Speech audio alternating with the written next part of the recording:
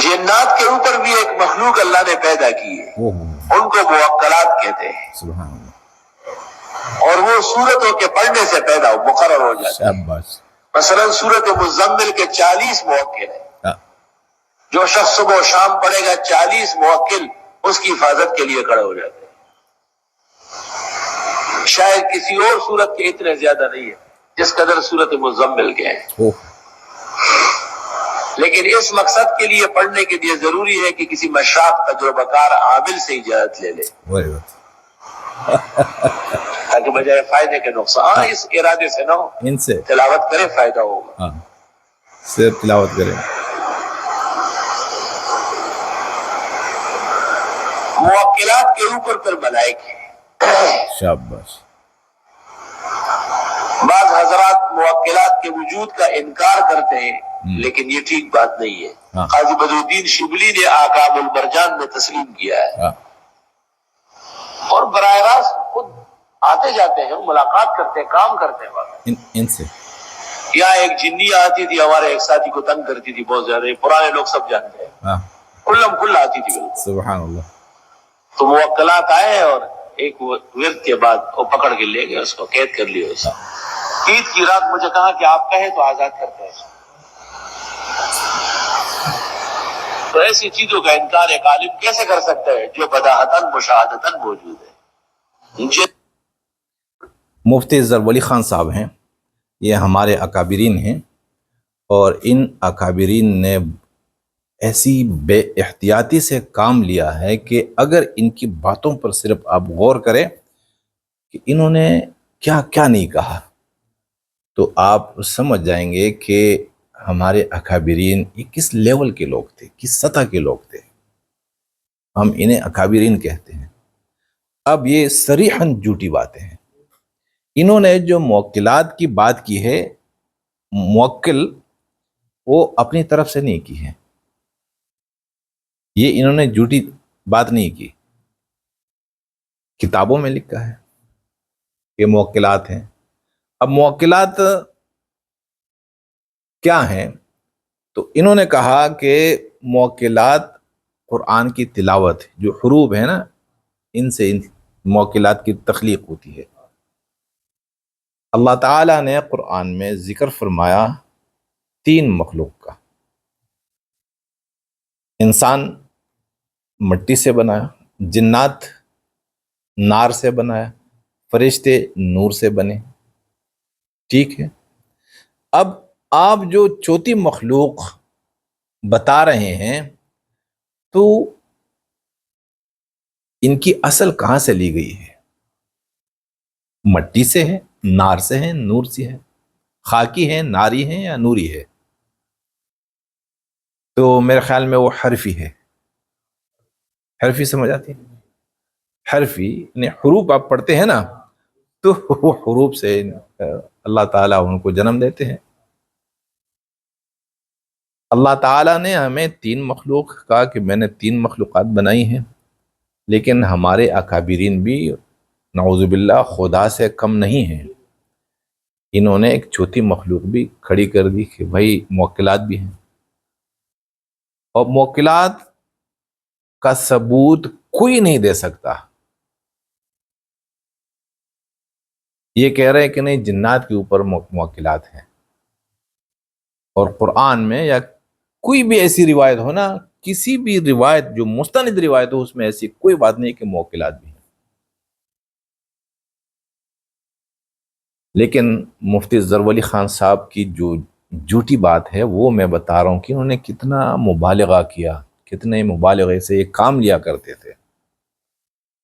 کہا کہ ہمارے ہاں ایک جنی آتی تھی، ایک دوست کو تنگ کرتی تھی، اور کل عام آتی تھی، تو موکلات آئے اور اس کو بند کر دیا۔ پھر موکلات نے ان سے کہا کہ عید کی رات تھی کہ اگر آپ چاہتے ہیں تو ہم اس کو آزاد کر دیتے ہیں۔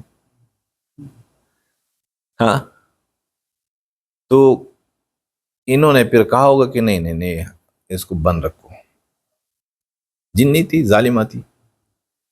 مقصد یہ ہے، اور پھر یہ بتا رہے ہیں کہ بھائی ایسی مخلوق کی نفی ہم کیسے کر سکتے ہیں کہ جس کا مشاہدہ ہمیں خود ہوا ہو کہ ہم نے خود دیکھا کہ یہ موکلات ہیں. تو اگر آپ نے مشاہدہ کیا تو یہ مشاہدہ آپ نے دوسروں سے کیوں نہیں کروایا؟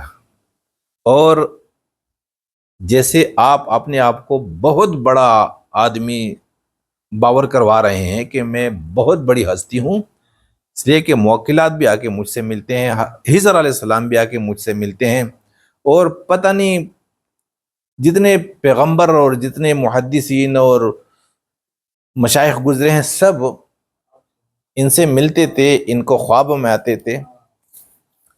تو آپ بتا دیجئے کہ آپ کی جو سطح ہے اس تک پہنچنے کے لیے ہمیں کیا کیا کرنا پڑے گا تاکہ یہ مشاہدہ ہمیں بھی نصیب ہو جائے کہ چھوٹی مخلوق کیسی ہے اور اس کی ڈیوٹی کیا ہے، کام کیا ہے. تو بتا دیجئے نا، ایک پی ایچ ڈی ڈاکٹر ہے، ایک میڈیکل ڈاکٹر ہے، ایک پروفیسر ہے، ایک سائنٹسٹ ہے، ایک وزیر اعظم ہے، ایک آرمی چیف ہے، جنرل ہے، ایک آئی جی پی ہے، ایک منسٹر ہے. تو ان کی سطحیں ہوتی ہیں اور ہر کوئی وزیر اعظم بن سکتا ہے، ہر کوئی جنرل بن سکتا ہے، ہر کوئی ڈاکٹر اور انجینئر بن سکتا ہے. لیکن شرط کیا ہے کہ ان مراحل سے گزرنا ہوگا جن مراحل سے یہ لوگ گزرے ہیں، ان شرائط کو پوری کرنا پڑے گا جن شرائط کو انہوں نے پورا کیا اور اپنے منصب اور اپنی منزل تک پہنچ چکے ہیں. تو ہمیں بھی یہی بتا دیجئے کہ حضرت آپ جس منزل پہ پہنچے تھے، آپ جس درجے پہ پہنچے تھے، آپ جس سطح کے تھے، تو ہم تو مانتے ہیں کہ بہت بڑی سطح، بہت بڑا درجہ، بہت بڑا مقام، آپ والا مقام یہ ضروری ہے کہ میں بھی حاصل کروں، کیونکہ آپ کی آنکھیں تو ماشاءاللہ وہ چیزیں دیکھتی تھیں کہ یہ کیمرے بھی نہیں دیکھ سکتے، کیمرے بھی دیکھنے سے قاصر ہیں. تو بھائی ہمیں بتا دیجئے کہ یہ مقام ہمیں کیسے حاصل ہو سکے گا. کوئی بھی مجاہدہ ہو، کوئی بھی مشقت ہو، کوئی بھی مرحلہ ہو، ہم تیار ہیں، لیکن وہ مقام ہمیں مل جائے جس مقام پر آپ فائز ہیں اور جس مقام سے آپ موکلات کو بھی دیکھتے ہیں، خضر علیہ السلام کو بھی دیکھتے ہیں، اور بے نظیر بھٹو کو بھی دیکھتے ہیں، آپ امام بخاری کو بھی دیکھتے ہیں، آپ نبیوں کو بھی دیکھتے ہیں، آپ قیامت کے دن کو بھی دیکھتے ہیں، آپ حالت نزع کو بھی دیکھتے ہیں، آپ قبر کے عذاب کو بھی دیکھتے ہیں. تو حق بنتا ہے نا کہ ہم کہیں کہ بھئی ہمیں بھی دکھا دیجئے.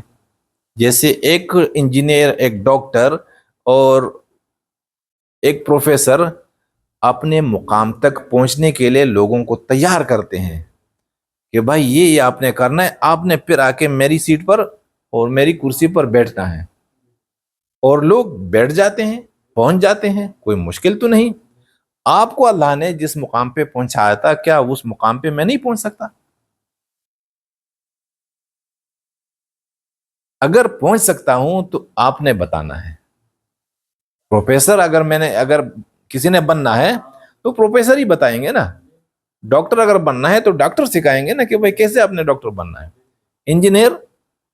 انجینئر ہی بتائے گا کہ آپ نے انجینئر کیسے بننا ہے.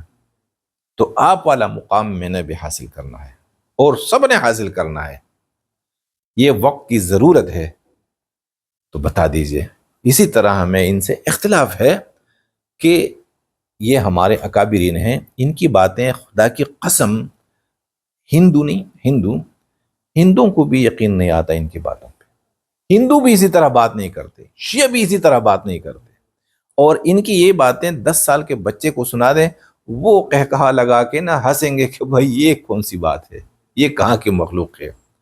اور آپ مفتی ہیں، آپ ایک بہت بڑا ادارہ چلا رہے ہیں، آپ کے ہزاروں اور لاکھوں اور پوری دنیا میں مرید ہیں، آپ کے شاگرد ہیں، اور آپ اس طرح کی باتوں پر یقین بھی کرتے ہیں اور یقین کرواتے بھی ہیں. تو کہاں گئی علمی سطح؟ عقل کہاں گئی؟ شعور کہاں گیا؟ علم کہاں گیا؟ یہی ہمیں اختلاف ہے کہ بھائی جھوٹی باتیں مت پھیلائیں، جھوٹی باتیں مت کہیں، جھوٹی کہانیاں مت سنائیں، اللہ کی کتاب اور رسول پاک صلی اللہ علیہ وسلم کی سنت، سب سے بڑی بات یہی ہے۔